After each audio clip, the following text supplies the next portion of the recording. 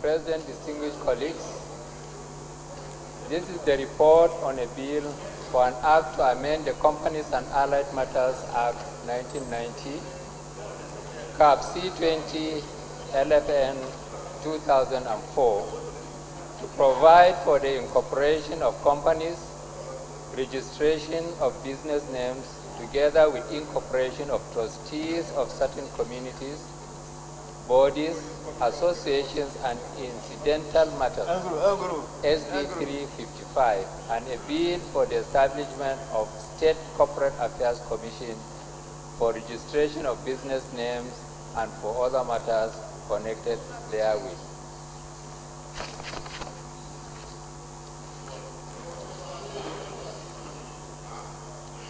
Senator Samego.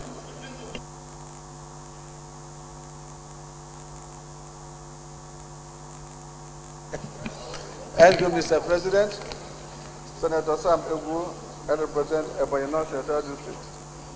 Mr. President, I rise to second that the Senate do consider the report of the Committee on Trade and Investment on the Companies and Allied Matters at Cap C20 LFN 2004, Bill 2018. I so second.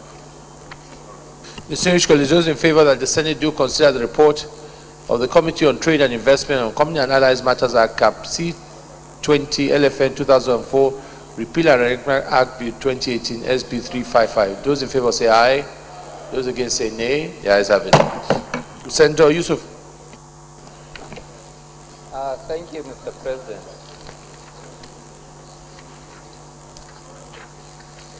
I'll start with the introductions. On page 1, the Senate at its plenary sitting on Wednesday, 1st March 2018, deliberated on the Companies and Allied Matters Act 1990, Cap C20 LFN 2004 2018 SB 384, and a bill for an act to amend the Companies and Allied Matters Act Cap C20 LFN 2004 to provide for the incorporation of companies, registration of business names, together with incorporation of trustees of certain communities, bodies, associations, and incidental matters, SB 355, amendment bills. After exhaustive deliberations, the bills were read for the second time and referred to the Senate Committee on Trade and Investment for further legislative actions.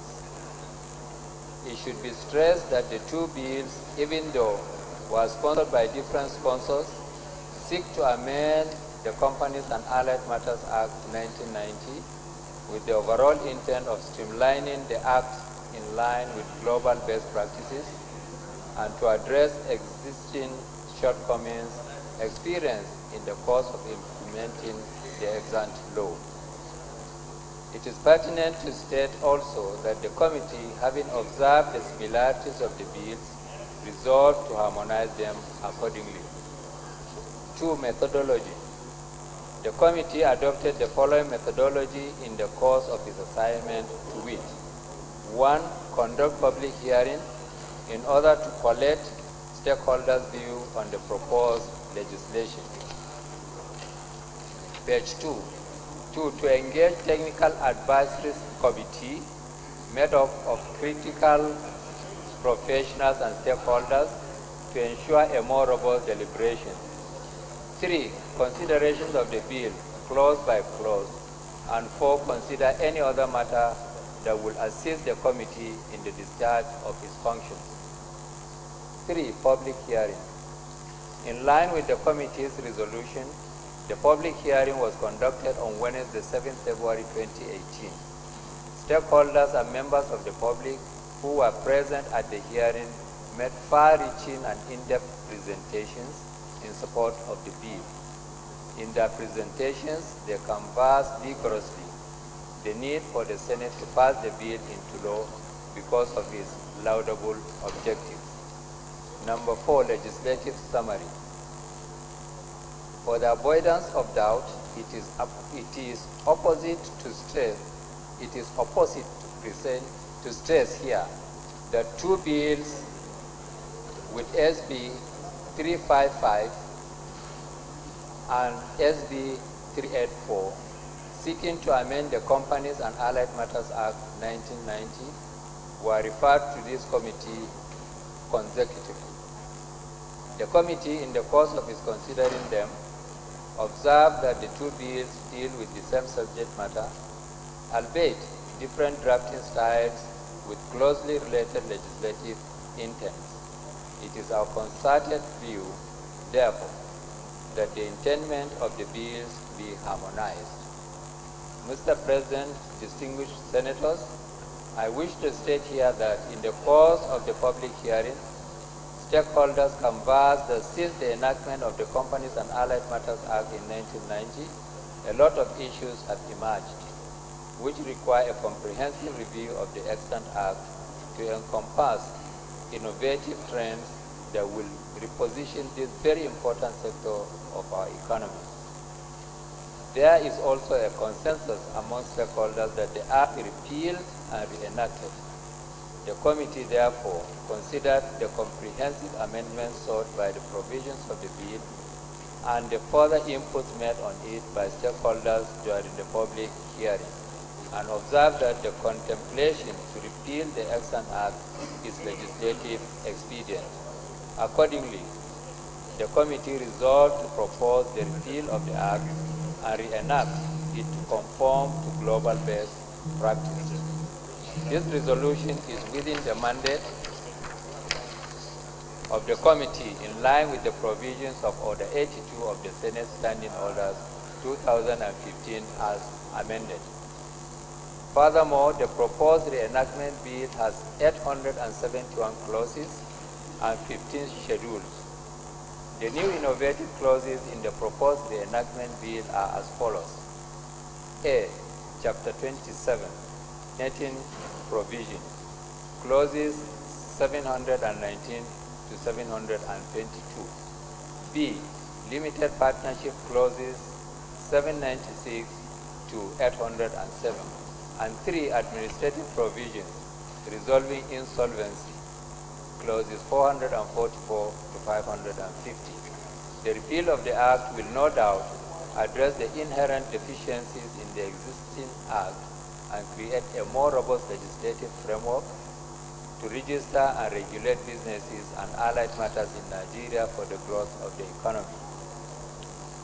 The passage of the bill will further empower the Corporate Affairs Commission for effectiveness and efficiency.